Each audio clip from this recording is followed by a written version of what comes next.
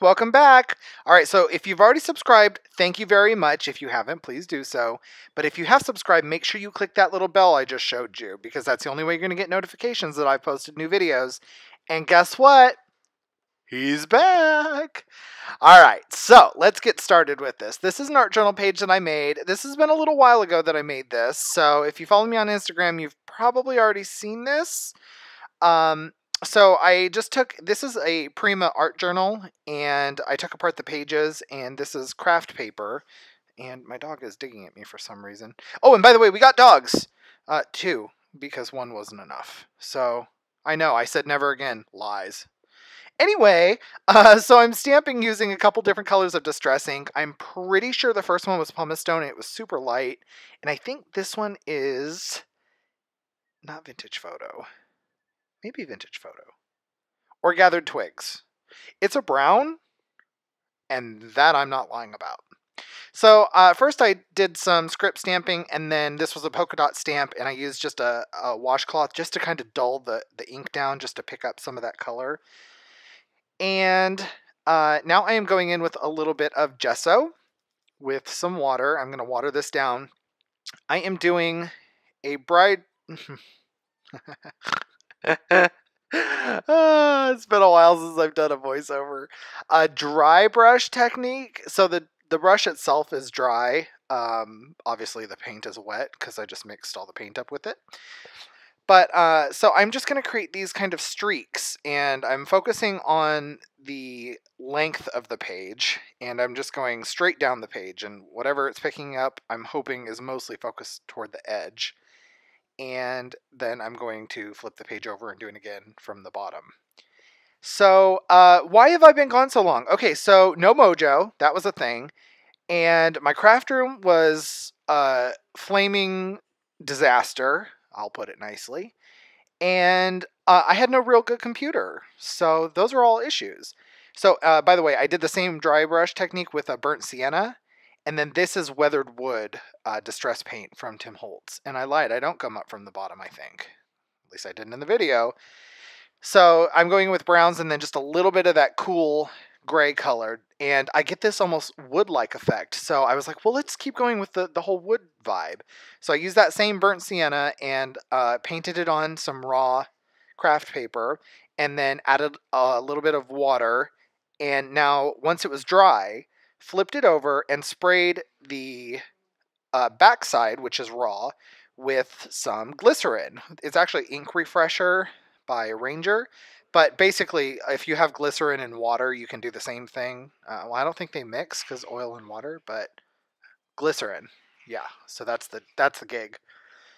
So then I crumpled it up, and then it gives this kind of faux leather look. So not kind of what I was expecting. I was expecting more of like a wood grain looking thing, but got a leather, so that's cool. It's still like a natural texture.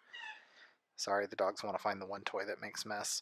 And if you don't follow me on Instagram, I'm no longer on Facebook, just for reasons. Nothing bad, nothing terrible happened. But look, doesn't this kind of look like leather? Isn't this neat? Anyway, so nothing bad. I'm just not on Facebook. It was a time suck. It was wasting my time. And not that people on it were wasting my time. I was wasting my time being on Facebook. And I have made a concerted effort to be a little bit more cognizant with what I do with my time. So, now the dogs want to fight. I'm real sorry about this. It's the first one back, so you're just going to have to forgive, okay? So I'm going around the edge of this page in, I think, Gathered Twigs Distress Ink, or it's Walnut Stain, one of the two. Just a nice dark brown, just to kind of frame the page in, and kind of tie those colors together, because that gray looked nice, but it was a little stark against the browns. So this is another brown. You're welcome. I don't know. This has been a long time ago since I made these. Normally when I make these videos, it's fresh after I make the page or the art or whatever it is I'm making, so I remember, and I just don't. So then I used my sewing machine to run a straight stitch up and down one side, and I did a little like zigzag thing at the bottom. And now I'm just using some matte medium to glue this faux leather piece down. It did shrink a little, so it doesn't fit perfectly. But it's good enough. And so I bought a new computer that I really couldn't afford, but I needed one so that I could start making videos again because I was starting to feel the vibe. I wanted to do it again. So this is definitely Gathered Twigs. Yes. And those are Wow Studio chipboard pieces, which I just love. I need to go see Dee Dee and get some more soon. So anyway, yeah. Bought a new computer. I finally broke down and got a Mac, and video editing is so much easier on a Mac. So, like I said, I could not afford it, so I may be soliciting some help from you guys if you're able to swing it in the future. So, yeah, just a heads up. I might set up a GoFundMe or something, just so if anyone out there is able to help, they can. That would be great. Just because this stuff isn't cheap. Yeah, it's not cheap. I said it right. So these are some Tim Holtz Chit Chat stickers, and I'm just inking them up with more Distress ink. I believe I used that Gathered Twigs again. It's just a nice reddish brown. It's not as red as Vintage Photo. It's a little bit darker, but I really like that color. It's a good brown. So, what else is new with me? Life. Busy at work, still loving my job. Posting stuff on Instagram every once in a while. I'm not as busy as I used to be at work, so that's nice. I am layering up these chipboard pieces and gluing them together just to create this kind of like embellishment cluster. Just wanted to have fun with a little vintage look, and I didn't put any pressure on myself. I was like, just go in, do whatever feels natural, whatever happens, happens. So that's what I'm doing. And let's see, what else? My son is now 10, because I think it's been a while since I've talked about him. He's doing really well in school. He's in advanced class. He's killing it in that. Baseball, we do baseball a lot, so it's like four days a week that we do baseball. So we are very busy. That's why it's so hard for me to find time to get stuff put together. But now that I've got a computer that's easier to edit on, I'm convinced I should be able to do more. Plus, Jen said she'd kick my butt and force me to sit down and make stuff and get videos out. So if you get videos out regularly, it's because Jen kicked my butt. So you're welcome.